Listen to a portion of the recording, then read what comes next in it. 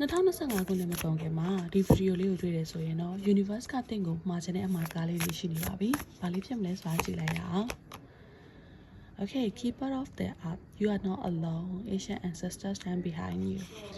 2025 ခုနှစ်ကရှည်လျားခတ်ခဲ့တဲ့အချိန်ကာလကိုဖြတ်တန်းခဲ့ရတာပေါ့နော်မာရာတို့တွေ။အဲ့အတွက်ကြောင့်မို့လို့တကယ်လို့များပင်ပန်းနေခဲ့တယ်ခက်ခဲနေခဲ့တယ်ဆိုရင်တော့ကိုကတယောက်တည်းမဟုတ်ပါဘူးတဲ့ universe နဲ့ ancestor တွေကအများအားစောင့်ကြည့်နေပါတယ်ဆိုတော့ကြတော့တခုရှိတာကဘာလဲဆိုတော့ကြတော့ကိုယ့်ရဲ့ပေါ့နော်ဘာသာရေးတွေမိထားတာမျိုးပြချတော့နောက်တစ်ခုကဘာလဲဆိုတော့ကိုယ့်ရဲ့ရိုးရာနဲ့တွေပေါ့နော်တချို့တွေဆိုရင်မိဆိုင်ဖားဆိုင်နဲ့တွေရှိတယ်ရိုးရာတွေကိုအယိုတည်ပေးရမယ့်ဟာမျိုးတွေရှိတယ်နောက်တစ်ခုကကျတော့ဘာလဲဆိုတော့ကိုဒါဖြစ်ရင်လုပ်ပေးမယ်ဆိုပြီးတော့ဂတိပေးထားခဲ့တဲ့ဂတိတွေမိနေတာတွေရှိတယ်ဆိုရင်တေချာလေးပြန်စဉ်းစားကြည့်ပါတေချာလေးပြန်စဉ်းစားကြည့်ပြီးတော့ဥပမာအဲ့ဒီဂတိတွေကိုပြန်တည်နိုင်အောင်လုပ်ပါတချို့တွေအဋ္ဌံပွဲတွေသွားတယ်အဋ္ဌံအောင်တယ်ပြန်ပေးဖို့မိနေတာမျိုးတွေရှိတယ်ဒီ message တွေကဒီဗီဒီယိုလေးက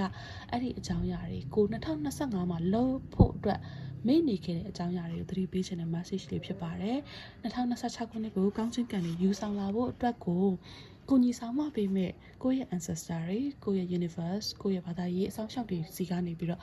အဆောင်ရှောက်တွေရယူဖို့အတွက်သူတို့ကိုပေးထားခဲ့တဲ့ဂတိကဝတ်တွေများမိနေခဲ့တဲ့ရှိရဆိုရင်